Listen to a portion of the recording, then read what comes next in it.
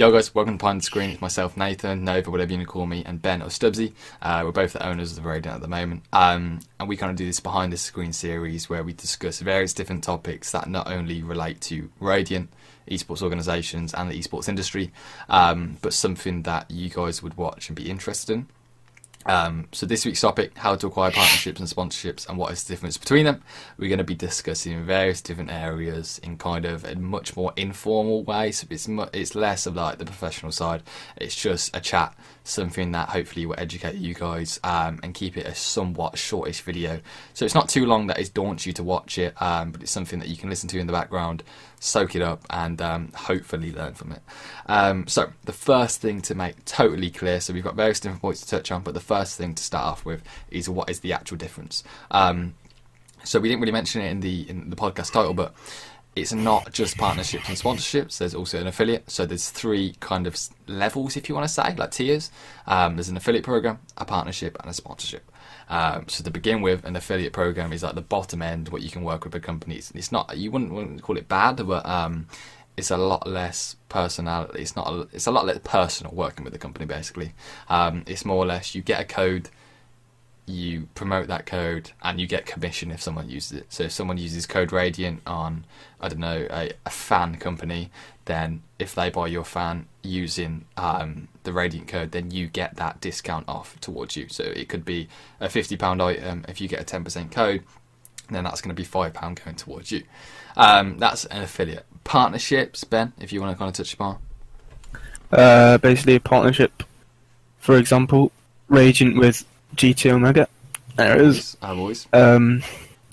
Where we'll put their logo everywhere. Jerseys, overlays, social media. We also have a code. So it's kind of like a step up from affiliate, yeah. Yeah. With certain amount of code usages, etc.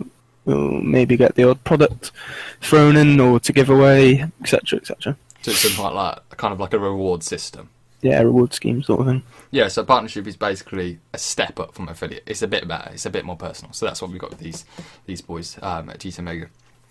Then it comes to sponsorship. So this is obviously the top end of what you want with a company. There's two different ones. There's a financial sponsorship, which is like the top end. That's the big boys. Obviously, you're getting paid monthly, whether that's thousands or whether that's hundreds, being put into the organisation from that company. That's for advertising, more or less, so on your jerseys, on the main spot on your jersey, stuff like that. But you also get, other than financial, on the other side, there's a product sponsor, so that's what we've got, the X Gamer. So that's kind of like full coverage for products, whether that, it doesn't really matter if we have the lowest code usages or if we have the highest, which we do, just putting it out there. But that's coverage for us. That's coverage for our streamers, our players, our teams, our management, anybody within the organisation, or if friends or family want to try it too, we're available to cover them with their products, and we're hugely thankful for the guys at X Gamer for that. So yeah, sponsorships are like the top end. That's what you want, of course. Then to move on, so obviously these are the three tiers. How would you actually, like the title mentions, how would you actually get these? How do you actually get in contact with these? So I think the first thing you need to do, is probably the most important thing, is you need to find out who you want to work with, is weigh up the companies you want to work with. Realistically, are they working with are they working with, have they spent their marketing budget? Have they spent it on like Team Liquid or some of the biggest organisations in the world? So it's kind of out your reach, or are they open to it? Have you seen a post that they're looking to partner with some organisation? Whatever. You do need to do your research. You do need to do a lot of research and something that fits your bill. X Gamer and GT Omega fit us well because they're both based in the UK. Most of our fan base is UK, so delivery's top notch. It's perfect. They get it in the next 3 days. You know what I mean? So Stubbs, you can kind of touch on how important is it when regarding, let's say you're expanding into CS and COD, how important is it then? What do you need to be looking for? You know what I mean? When regarding like companies. Well, if you're heading into like CS, for example, you're gonna want maybe keyboard companies, mouse companies, headset companies can be sort of any esport, I guess. Yeah, of course. If you're going in COD, your teams are gonna want scuffs or scuffs mainly. Like that, yeah, that sort of company. So if you're like a console based organisation, you're not going to be going for the PC sort of companies to be working with. So it's like matching the gear or the hardware to with what you have. Yeah, to what actually your esports expanding. Because it's like, it's a good point, because there's no point going for a sponsorship with Scuff when you have the best CS team in the world. Yeah, that's probably great exposure for them, but nobody's gonna go out and buy that controller because most of their fan base is interested in playing CS. That's a keyboard and mouse game. So you do need to be clever about it. You do need to obviously look at the companies you want to work with, if they actually match, if it can be worthwhile, I guess, for both parties in a sense. Because realistically, if you're not going to be bringing in the worth, then they're probably just going to end the cut off the partnership or cut off the sponsorship there. But what would you recommend, Stubbs? Is there any routes you can go down? Like, how can you actually find these? You know what I mean? If you was to look for, let's say, if you wanted to get a sponsor tomorrow, you've definitely done this in the past with like various different organisations. But what would your first step be? Like, what would you do? Okay, so you'd do your background research. You'd look at maybe other organisations, what companies they're working with. Look at companies, what organisations they might be working with. Mm-hmm. Like the same thing. Companies that will actually suit the teams that you're backing. So if you, again, going back, if you've got a CS team, you're not going to go for a PlayStation controller company sort of thing. So research, basically. I think location is important too. Yeah, I mean, it's important, but it can be worked around. But things like shipping is quite a big deal. Yeah, because you tend to be like, you tend to get the blame rather than the company. Because if they use your code and they buy something, it's like, why is my product not here? Yeah, I've waited 8 days, and it's like, it's not my fault. You know what I mean? It's relying shipping on it from a different country. Yeah. So I think if you were to partner someone with the US or someone outside EU, obviously if the shipping wasn't like 1 to 5 days, then you have to question, is it worth? Because people will, regardless if you're Saint or if you're the worst organisation ever, people will complain, because they've purchased, they've spent their money using your code, supporting you, that you've promoted to them. They've only really purchased it because of you, and now they have to wait 30 days for an item. That's not good customer service for them.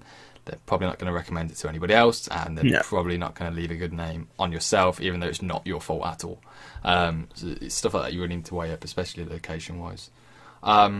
So I think the next thing is, of course, weigh up. First, do your research stage. That's the biggest, the most important thing. Whether that's open up a Google Doc, get up your management team, get them in a call, round them up, and just speak. Right, what teams have we got now? What companies are out there that I might be looking for? Of course, everybody wants a sponsorship with Razer and Corsair, the biggest companies in the world, but realistically, are they a bit out of reach? Is it worth looking at the smaller guys that can support you, and you can actually offer a lot more worth for them? Because realistically, as your smaller brand, Razer's 10 times as big as you. So can you really offer them anything? You know what I mean? It's got to be a two-way street. Yeah, of course, it has to be a two-way street, because if you're not getting the support, if you promise this and you've showed them analytics and stuff like that, they're expecting that, and if they don't, and you've signed like a 2-month deal, after that 2 months is over, then see you later. You'll never be working with them. Cut off. Yeah, so that's the most important thing. You need to do your research, see who actually is going to be benefiting you. Because I'll tell you a quick story. Because obviously, before we partnered with XGamer, we're obviously sponsored by XGamer. I'd say like a year. Well, it was back in 2017 April. I spoke to Matt, one of the owners at XGamer, and we were like, let's get this sorted. Boom. A year later, then we announced XGamer. So it was like, between that year, I had so many different energy drink companies. One of them sponsoring, to be fair, quite a big team now, coming to me, sending me free products. And I was trying it, and I was like, if I'm being totally honest, this is the worst stuff I've ever tasted in my life. So it's like, my audience isn't gonna. I don't care if they're paying me £500 a month, to be quite honest with you, because my audience is gonna hate it. You guys are gonna dislike it profusely. You're not gonna know what it is. You're not gonna understand the brand because it's so new to esports. And at the same time, it was based in the UK, but it wasn't attending events like XGamer. It wasn't have presence. It didn't have the social media presence. It wasn't interacting with esports.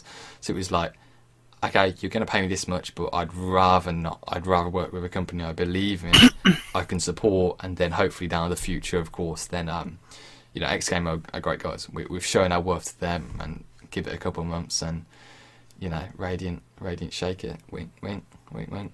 It will be a thing. It will be a thing. It will be a thing one day. So it's much better work with a company you actually genuinely like, because it was much easier to market them.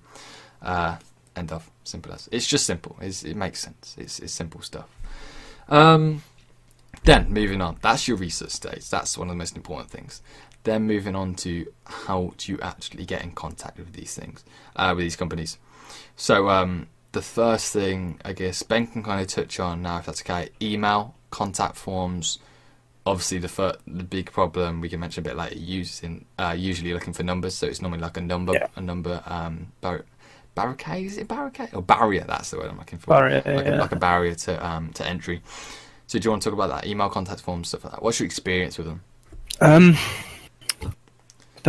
don't really have much experience, but I've emailed before and I've filled in contact forms before. So again, it ties back into research. If sometimes there's, like you say, a barrier where if you're not this big, you're not going to get it. So there's no point in filling in these forms, whatever. Yeah. So a bit of context to that. There are companies out there that when you apply, you need a certain amount of followers, or you need a certain number before you go even further. So that just stops you right there, stops you right in your tracks.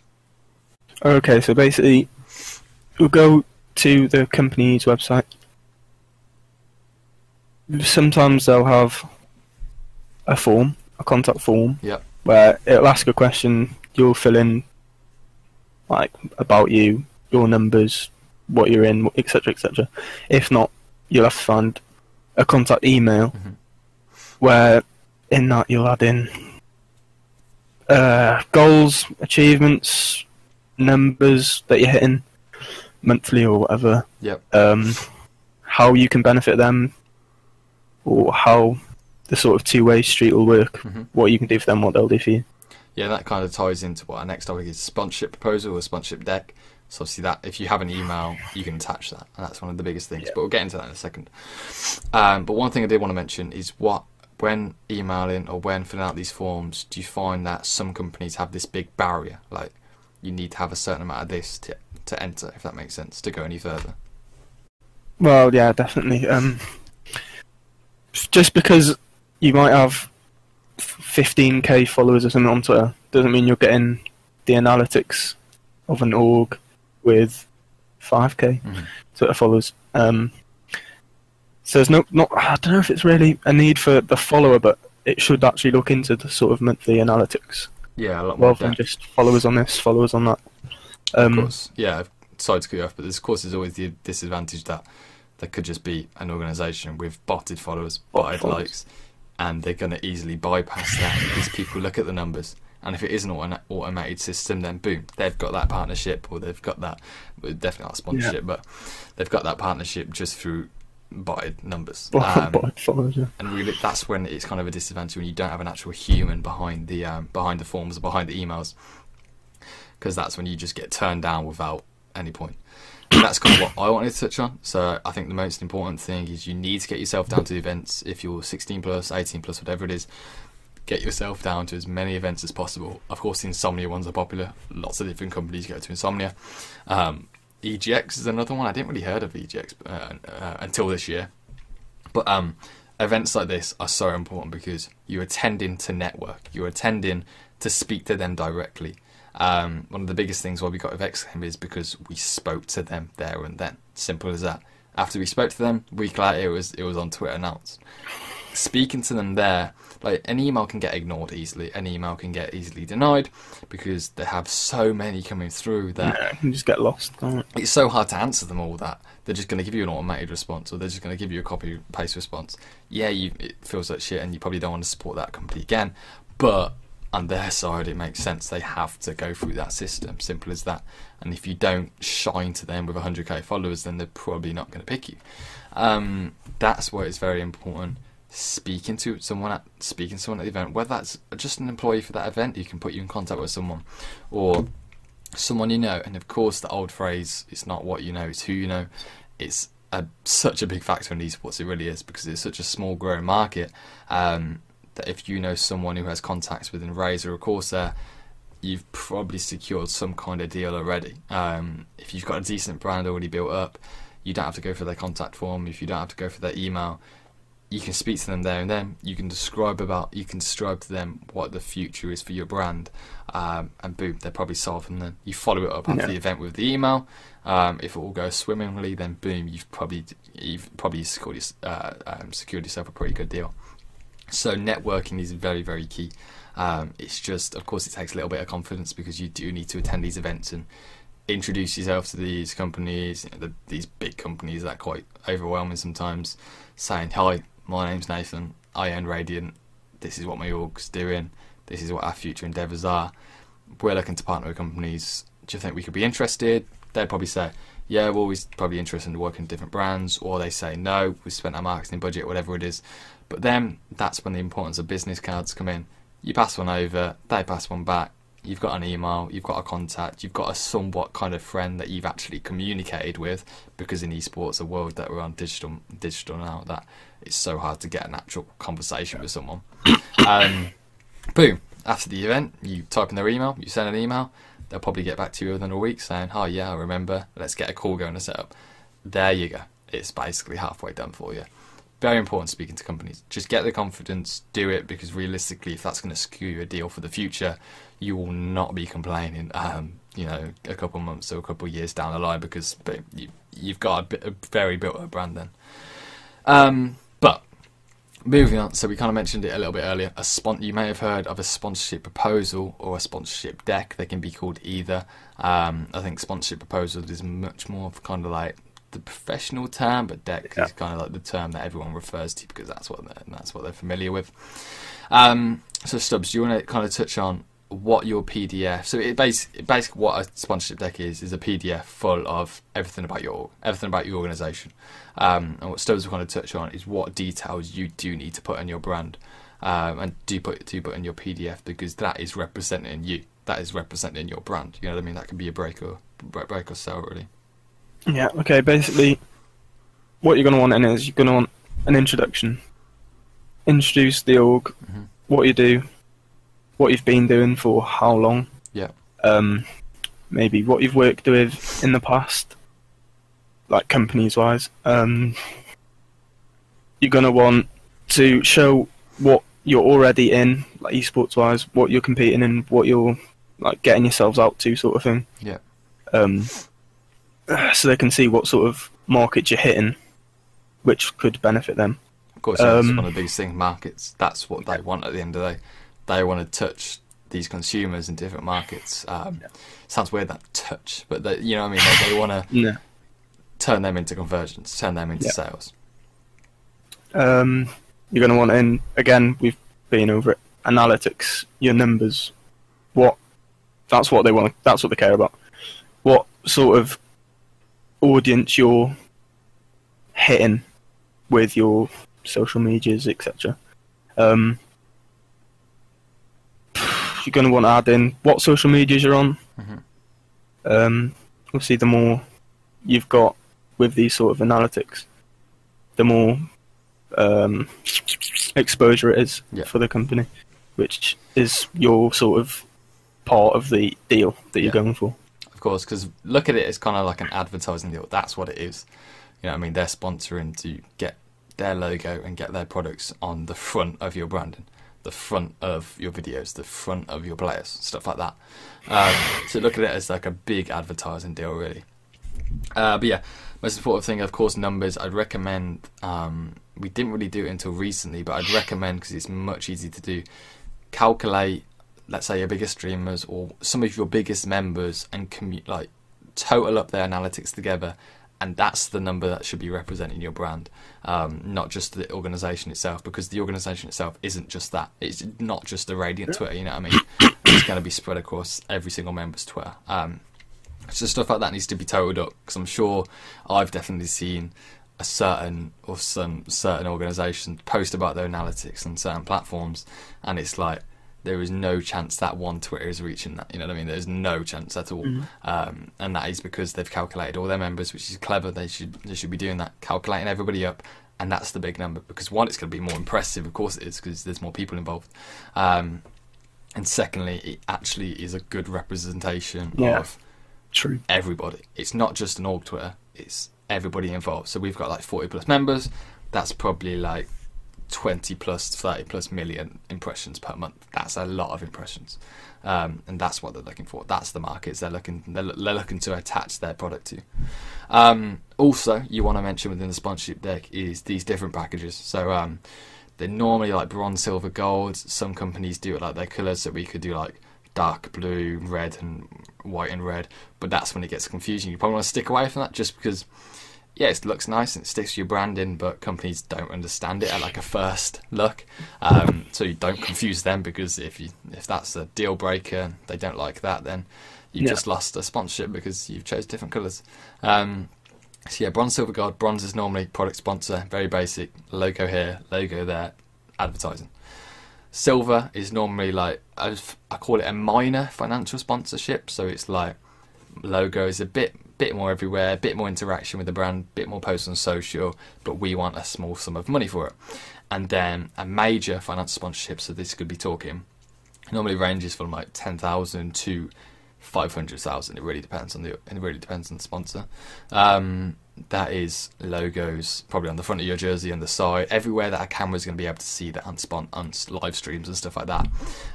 It's going to be like in live ads, so actual adverts of, let's say, X Gamer drinking the product or using the product or a keyboard, whatever it is. And also some go to the extent where you have to use them in game, so it could be like Radiant X Gamer. That's what you would see in the bracket, and that's what you would see in game, because that's the extent that they want to go and push in their brand. That's what it would be called. So it wouldn't be Radiant Esports, it'd be Radiant X Gamer, but that is because they're paying us a large sum of money. You know what I mean? Because they're not at the moment. Just to make clear, but that is a major financial sponsorship. That might be what considered to be a part of the deal. So yeah, bronze, silver, gold, that's what it normally is. So to overview everything, what we discussed about the differences between affiliate, partnership and sponsorship, how do you actually get in contact with partners and sponsors, the research stage, the contact stage, creating a sponsorship deck and stuff like that.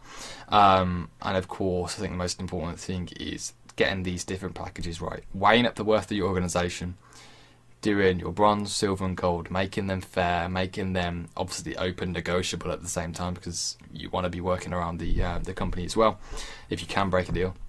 But yeah, that covers more or less everything, how to acquire and what is the difference between partnerships, sponsorships, affiliates, stuff like that. But yeah, if you guys have any questions at all, feel free to tweet myself or Stubbsy. They're literally right down below there.